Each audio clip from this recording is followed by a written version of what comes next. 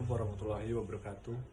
Perkenalkan, nama saya Kausan Prama, NPM 222110011. Izinkan saya membuka materi yang akan dijelaskan dari kelompok saya yang beranggotakan dari Sti, Julia Saputri, dan Aji Santosa.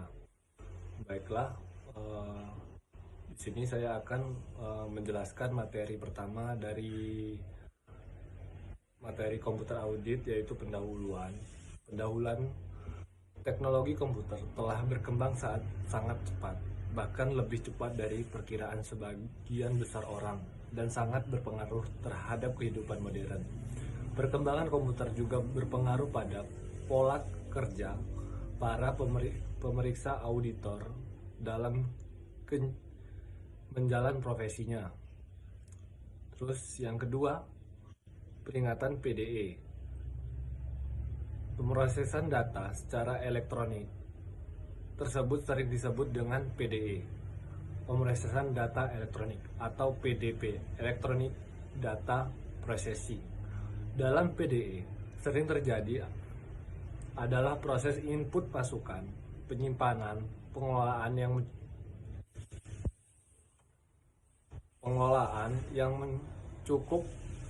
mencakup kalkulasi, kualifikasi, dan manipulasi data atau fakta. Baiklah, kita masuk ke slide yang selanjutnya, yaitu macam-macam program menurut jenis. Yang pertama, sistem operasi untuk melakukan dasar-dasar operasi komputer. Yang kedua, program paket untuk memudahkan para pemakai melakukan pekerjaan. Yang ketiga, program aplikasi untuk mengolah suatu dalam aplikasi khusus. Materi yang kedua, di brainware dapat dikelompokkan sebagai berikut. Sistem analisis. Yang pertama, sistem analisis. Orang yang membantu pihak manajer dalam menganalisis sistem yang berkaitan dengan komputerisasi. Yang kedua, pemrogram. Orang yang bertugas menyusun prosedur suatu sistem aplikasi berdasarkan hasil analisis. Yang ketiga, operator. Orang yang bertugas mengoperasikan komputer. Terus, beberapa personal yang terlihat dalam pengolahan data. Pustakawan data. Yang pertama, pustakawan data yang bertanggung jawab terhadap penyimpanan dan penyediaan data dan program. Yang kedua, administrasi database, bertanggung jawab dalam memelihara database. Yang ketiga, pendukung teknik, bertanggung jawab atas pengadaan perangkat lunak atau perangkat keras. Oke, sekarang kita masuk ke slide ketiga. Pengendalian internal. Menurut SPAP dalam SA Saksi 304,4 nomor 5-9, pengendalian intern atau pengelolaan komputer yang dapat membantu mencapai tujuan pengendalian internal secara keseluruhan. Mencakup prosedur, manual maupun prosedur yang didesain dalam program komputer. Prosedur pengendalian manual dan komputer terdiri atas pengendalian umum dan pengendalian aplikasi. Yang pertama, pengendalian umum terdiri atas pengendalian organisasi, pengendalian administrasi, pengendalian pengembangan dan pemeliharaan sistem, pengendalian hardware dan software, pengendalian dokumentasi, dan pengendalian keamanan. Yang kedua, pengendalian aplikasi terdiri dari yang pertama, pengendalian input, pengendalian pemrosesan, dan yang terakhir pengendalian output. Metode atau pendekatan audit PDE. Pertama, audit around the computer. Fokus pada input dan program. Proses internal mudah tapi rentan kelemahan internal. Audit through the komputer.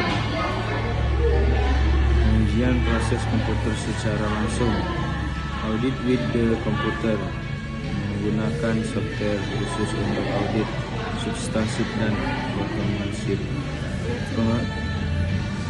Pengertian pemeriksaan PDE. Pemeriksaan PDE tujuan untuk memberikan opini pernyataan terhadap sistem informasi yang terkomputerisasi. Dengan perkataan lain, pemeriksa harus dapat menyatakan apakah sistem informasi yang terselenggara dengan efektif dan efisien. Nah, Tahap-tahapannya? tahap-tahapan pemeriksaan PDE. Perencanaan pemeriksaan, penjualan, pendahuluan, analisis aplikasi, analisis, penilaian, pengendalian intern, dan pelaporan. Teknik pemeriksaan PDE.